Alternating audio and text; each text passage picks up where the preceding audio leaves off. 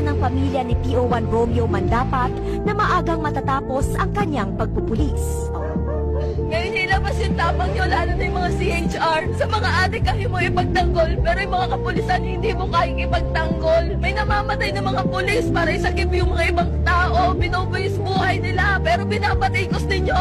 Ang batas nasa adik, nasa mga putir, walang naman naglilingkod. Sana nga naramdaman nyo ang pot na nararamdaman namin. Ako magpapatuloy na sinimulan mo.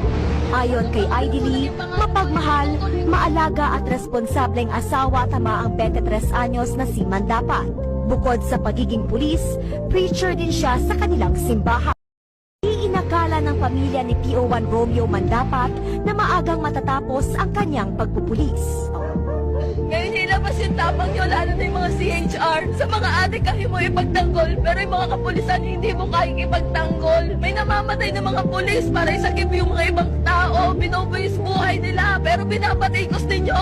Ang batas nasa adik, nasa mga putir, walang naman naglilingkod. Sana nga naramdaman nyo ang pot na nararamdaman namin. Ako magpapatuloy na sinimulan mo. Ayon kay Idly, mapagmahal, maalaga at responsableng asawa tamaang 23 anyos na si Mandapat. Bukod sa pagiging pulis, preacher din siya sa kanilang simbahan. Inakala ng pamilya ni PO1 Romeo Mandapat na maagang matatapos ang kanyang pagpupulis.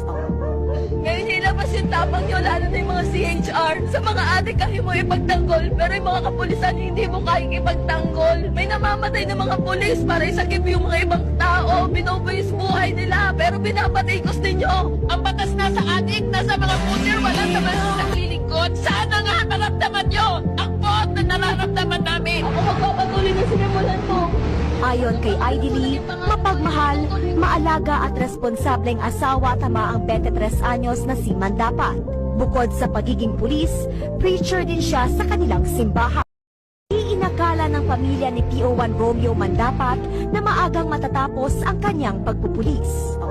Ngayon nilabas yung tapang nyo, lalo na yung mga CHR. Sa mga adik kaya mo ipagtanggol, pero yung mga kapulisan hindi mo kayang ipagtanggol. May namamatay na mga pulis para isakip yung mga ibang tao. Binoboyos buhay nila, pero binabatikos ninyo.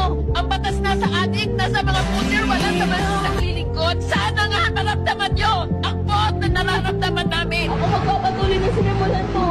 Ayon kay Idly, mapagmahal, maalaga at responsableng asawa tamaang 23 anyos na si Mandapat.